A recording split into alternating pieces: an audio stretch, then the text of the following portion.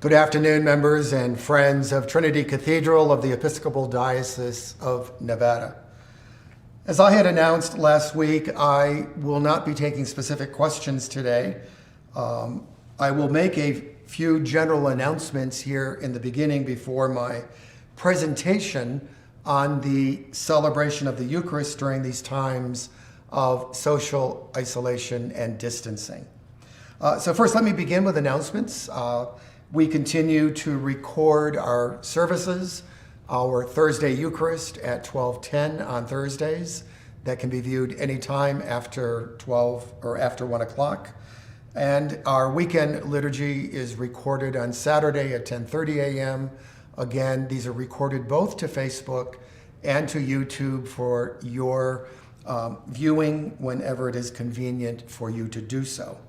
We also continue to record and have available to you on Tuesday and Thursday evenings a Compline prayer service, which is the bedtime prayer, in which I have a special guest from the parish that leads that liturgy with me, but as well we do a little interview with them to help inform you as to what is happening with some of our various ministries and programs. Tonight I will be having Nancy Richards, who chairs our Sack Lunch program, to speak about what is happening with that particular ministry these days. And next Tuesday, I will have as a guest our treasurer, David Morgan. So we're looking forward for those times together. The only other announcement that I have is that we are presently putting our June newsletter together. If you have a particular article or information to share with us that you would like to see in the newsletter, please forward that to my email or to the office so that we have that material for consideration as we put the June newsletter together. So I thank you for that in advance. If you have any questions in regard to the presentation that I am doing today, I invite you to forward them to my email, or if you even wish to text them now with this presentation on Facebook, please feel free to do so. However, I will not be responding to them today, but they will give me opportunities to respond to with next week. Presently, as an Episcopal community, we are presently observing and recording for you a celebration of the Eucharist that we call a spiritual communion. Because we have 2 or 3 gathered in the space and a table to gather around, as well as bread and wine, 1 loaf, 1 cup, we celebrate a Eucharist, realizing that you are not able to participate and to receive in the capacity of which we have been accustomed when we gather in the church for worship. Essentially, you are observing, connecting through media, a virtual means, hearing familiar words, seeing familiar things and actions that are familiar to you with the celebration of the Eucharist. With this, you hopefully experience an aspect of hope and comfort, but we also know that you experience longing. This is what we call a time of spiritual fasting.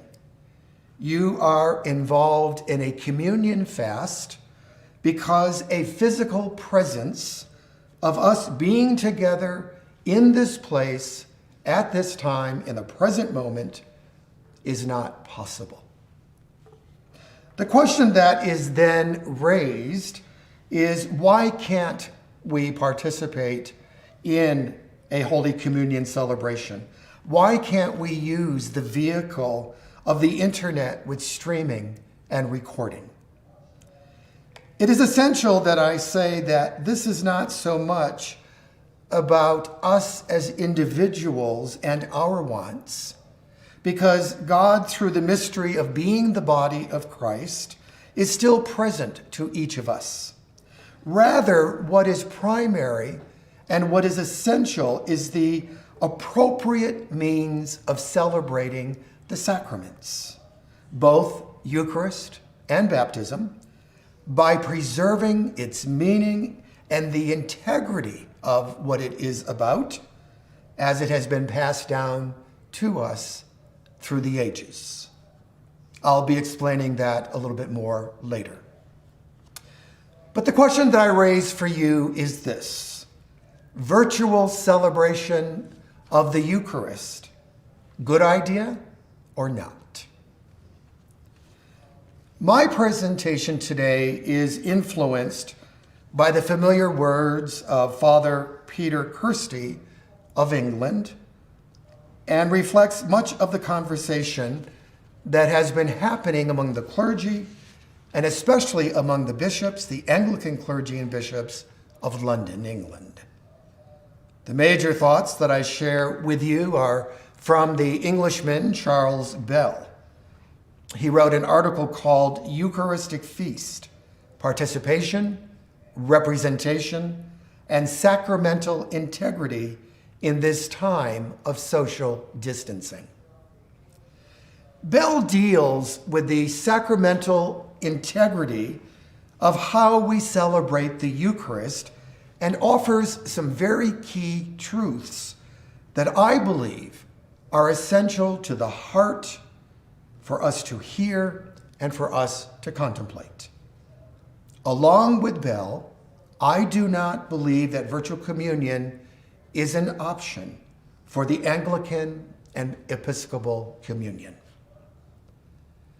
As a result of the coronavirus pandemic across the world, Christian churches have had a great deal of conversation about virtual communion.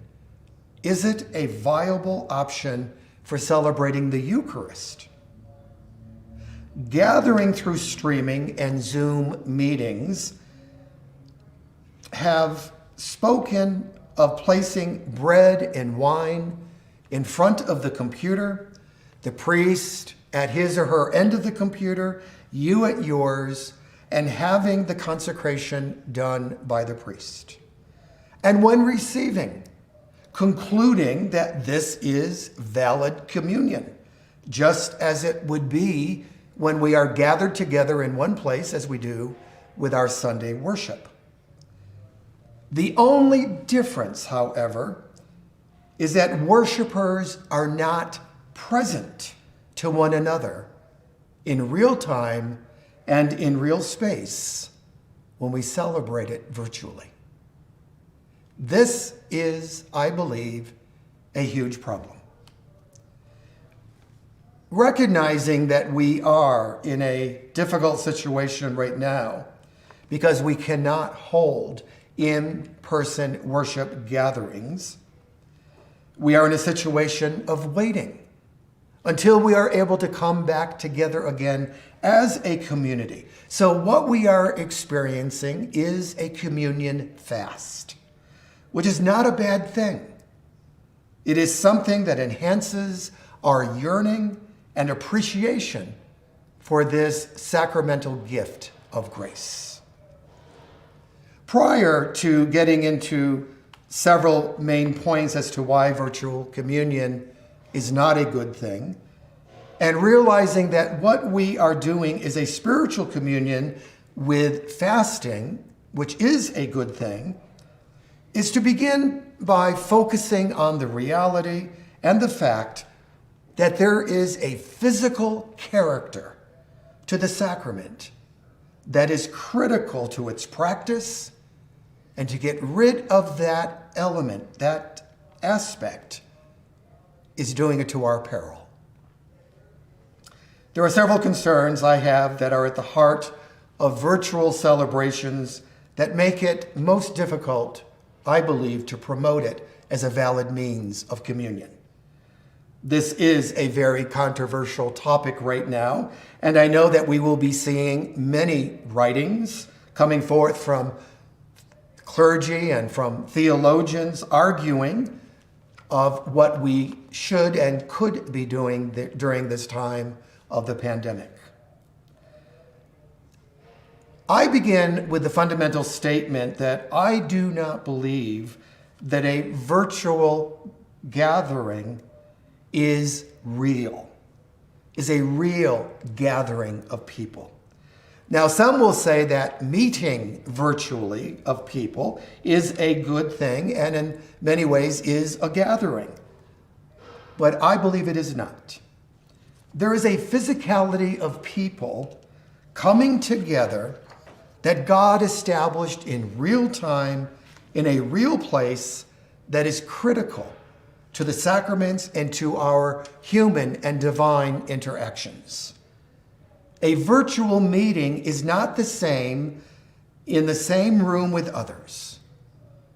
What we do when we gather in our churches, we are able to see and to touch and to be in the room together, sensing one another's presence. You can observe body language, you feel others' physicality, you hear and sense their words and their demeanor. You can even smell their breath or their body, which could be good or bad. These are the things that we can feel and sense about one another when physically present to each other, which streaming cannot capture. Streaming may be a good thing, a good substitute when you and I cannot be together, but it does not represent a true physical gathering that is essential, that is at the heart of the Eucharistic celebration. It's fine for prayer offices and for choral presentations and the such, but it cannot support a Eucharistic celebration as we have historically and theologically practiced in understanding the sacraments. The first point to be made is this: there is that physicality about incarnation, about church, about sacraments, that is rooted deeply in time and in space, which is essential to the part of the mystery through which we realize that Christ is present to us as we celebrate through the sacrament. There is something physical and mystical about the bread and the wine that is a physical meeting of Christ through time, through places, and through cultures throughout the centuries. This incarnational nature of Christ becomes clear and real in our Eucharistic celebration. And there is a physicality, a temporality to the institution of the sacrament, which fundamentally defines the underlying nature of Christ's presence among us when we are gathered in community, in person. Sacramental theology cannot be made new or redefined just to meet a new modern situation such as the coronavirus. There's something deeper. There's something metaphysical that is required for the sacrament to perform its role in our salvation history. The physicality of the sacrament is what is primary and essential, the matter, the stuff out of which the sacrament is made, real bread, real wine that is presented, that is experienced by a real physical gathering of the people of God. Touch, sound, and breath, and the presence of one another are integral to a celebration. If we were to remove touch, as say, for instance, you would remove taking water or anointing away from the baptismal rite, is not a good thing. A good way to describe the character of a virtual gathering is that it may be good, but it's not quite fulfilling or satisfying as it could be. Both a gathered celebration and a virtual celebration of the Eucharist are performing a corporate act, but the virtual celebration is not a gathered community, a gathered fellowship. There is a corporate character to gather virtually, but not the physical character of gathering that is always essential and associated with the sacraments. Another point relevant to the physicality of the sacrament is that there is that risk of lapsing into a magical understanding, a kind of hocus pocus approach, by insisting that a Zoom celebration is legitimate. There is the risk of seeing the consecration as an incantation of the incarnate reality being highlighted when the physicality of one bread and one cup is removed. The physicality of the sacrament and the gathering of the church cannot be captured through a virtual way. The second point to be made is that there is no true live streaming. It is recorded. With this modern time, we have the capacity, as we've had for some 70 years, to broadcast images and voices. Streaming and recording, however, is always in the past tense. It is recorded. It is not live. There's no such thing as live streaming. From an article in the New York Times, the Sunday Review of April 29, 2020, this article called "Live Isn't Live" states these words: in-person communication resembles video conferencing about as much as a real blueberry muffin resembles a prepackaged muffin that contains not a single blueberry, but artificial flavors, textures, and preservatives. There is not the same sense of time when we are present to one another in the same room, physically together. Virtual media is recorded sound and imagery from the past. There is a history in churches, certainly, of recording choral presentations and daily prayer offices. But by watching, we are not truly participating. The celebration of the Eucharist requires participation with a physical, present, here and now presence of worshipers. To put bread and wine in front of a computer is not consecration. Suddenly, during the time of the pandemic, it's being asserted that it is the same thing, that it's being consecrated. But there's no such thing as live, because recordings are of the past. An electronic means to transport us to another place and another time is not live.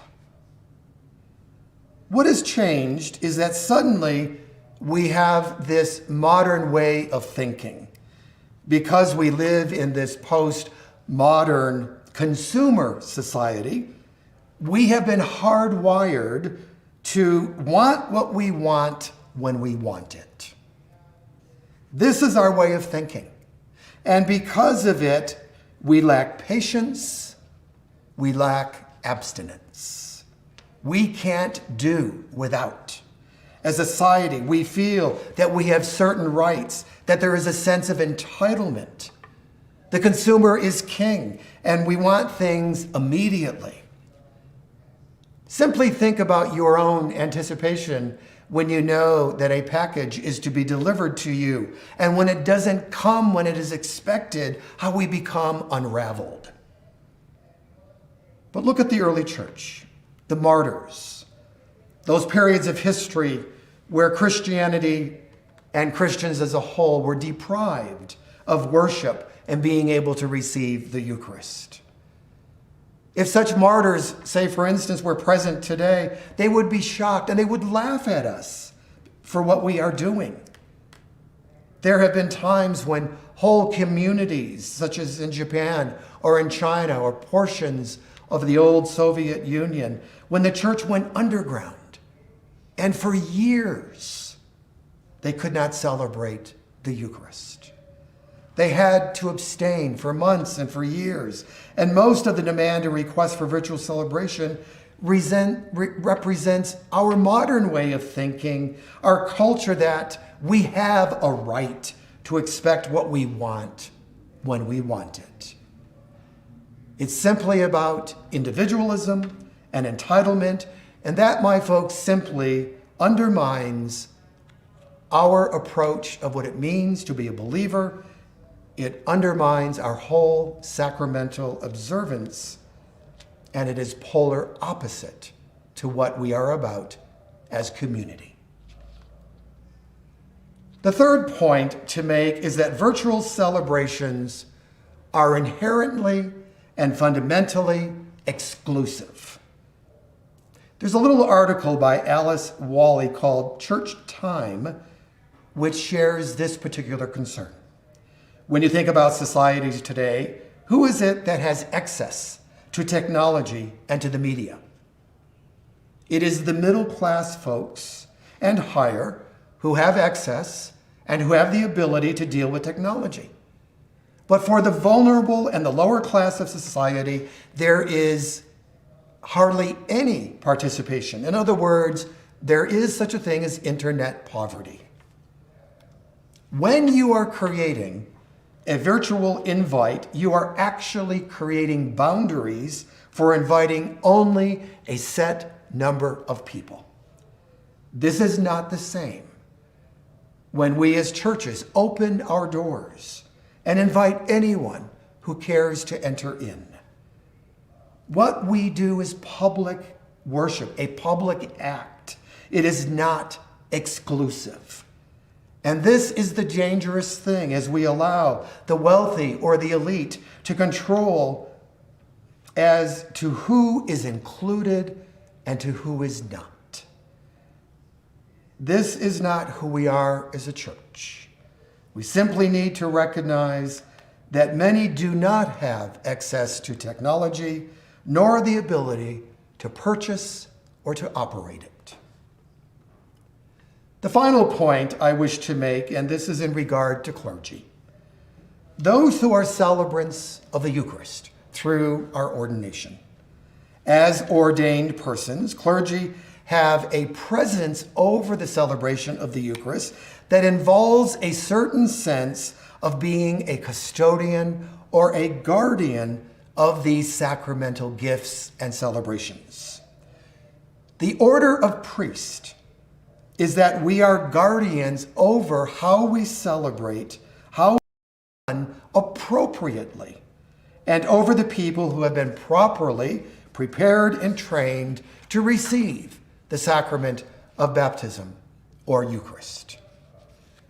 This guardianship is compromised by virtual communion. A priest does not know what folks are presenting before their computers as bread and wine. It could be beer and pretzels, or chocolate chip cookies and soda, or even those who have a penchant for being healthy, rice cakes and fresh squeezed orange juice. Who knows what is being presented? In addition, there are issues about receiving, or what we do in reserving the leftover, or do we consume it all? With a virtual approach, there is no way or approach for a priest to see and be a guardian over the celebration of the sacrament, as a priest is called upon to do. We cannot see what is happening off camera, and we cannot assume it's the same as being together in the same room around a communion table with one bread and one cup, as it is meant to be. There is a loss of an appropriate sense that the priest is the guardian, making sure that things are not being neglected or being abused. The sacrament of the altar is a very precious thing, and why would we want to do anything to compromise or endanger that gift? As a community of faith and faith leaders, we do and can understand why folks want and yearn for the Eucharist with these present days. But that is a good thing. The present situation does not warrant that we should drastically change the physical way we do the Eucharist as it has been handed down to us through the centuries. What the present situation is about is yearning for that day when we know it is not too far off, that we will be back together again, physically gathered as a community around the table with one bread and one cup, where time and space and presence are live and real.